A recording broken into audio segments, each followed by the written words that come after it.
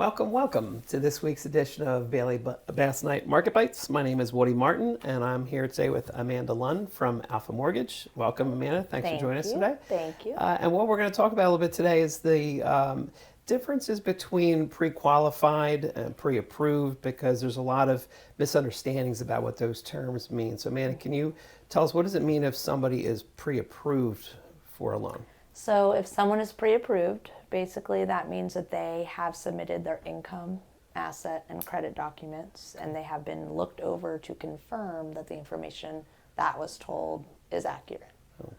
Okay. And that versus pre-qualified, what does pre-qualified mean? So pre-qualified means you're verbally telling me these things. It's more of an estimate of being pre-qualified. So based off the information you told me, this is what you could potentially be qualified for.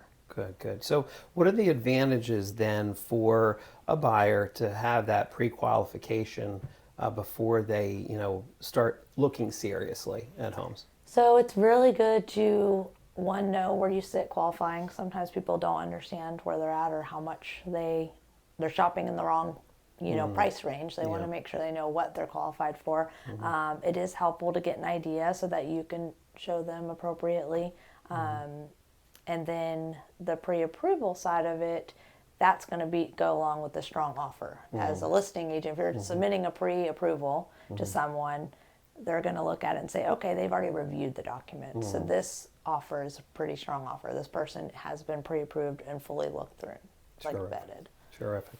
So I know one of the misconceptions that I've run into, I've had sometimes some clients I've worked with come right out and say, well, I don't want to get, pre-qualified because, I had a friend or somebody told me that it's only good for 30 days anyway. I mean, that's not accurate? No, that's not accurate. So once you get pre-approved or pre-qualified, we only do a soft pull up front, right? So the pre-approval letter I send out is good for 90 days. That doesn't mean we re-pull or redo everything. It just means I come back to you and see if anything has changed in those 90 days to make sure, they still are pre-qualified.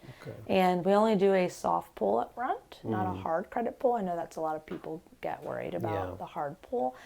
So we just do a soft pull up front. We don't get to do the hard pull until you're under contract, until you're within a closing time frame. Terrific, because that was going to be my next question. Is sometimes I do get that concern from people. I don't want the hit on my credit from them pulling it, but obviously if you're doing a soft pull, that's not an issue. Correct. Yep. It doesn't affect credit at all. Good. And then if for whatever reason, circumstances change and they go, wow, this has happened, that's happened, I'm going to have to wait, maybe till early next year or something, maybe it's 6 months out.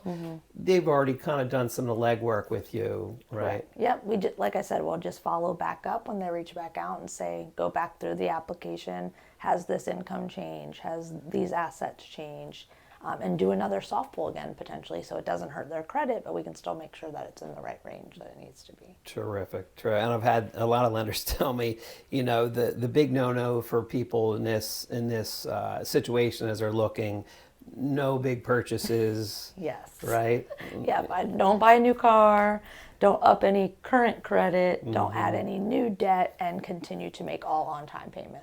Yeah, because otherwise that's, obviously going to make a big difference. Because, Yes. I've seen it before. I'm sure you've seen it before as a lender where somebody's like, oh, I didn't think it was that big deal that I got that new car or decided to buy that shiny bass boat, and not a good idea. Right? Yes, correct. I get clients that will do one extreme or the other. They're like, can I go buy gas? They'll ask me every purchase, and I'm like, you don't have to do that, but don't open any new credit. Don't up any current balances. Terrific. So I think the lesson for us today is definitely, if you are looking for a home, you definitely want to go through that pre-qualification process so you know what you can afford.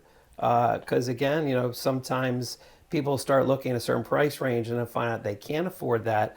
And we've even have situations where people don't even realize that they can actually afford a little bit more, Correct. right? Based on our situation. It goes both ways. So that's our lesson for today, everybody. Get pre-qualified if you are getting a loan, so that way you know what your actual price range is before you actually start going and looking actively at homes. So, man, I want to thank you again for joining us today. Thanks for clearing some of those things up for us. Thank you. I appreciate it.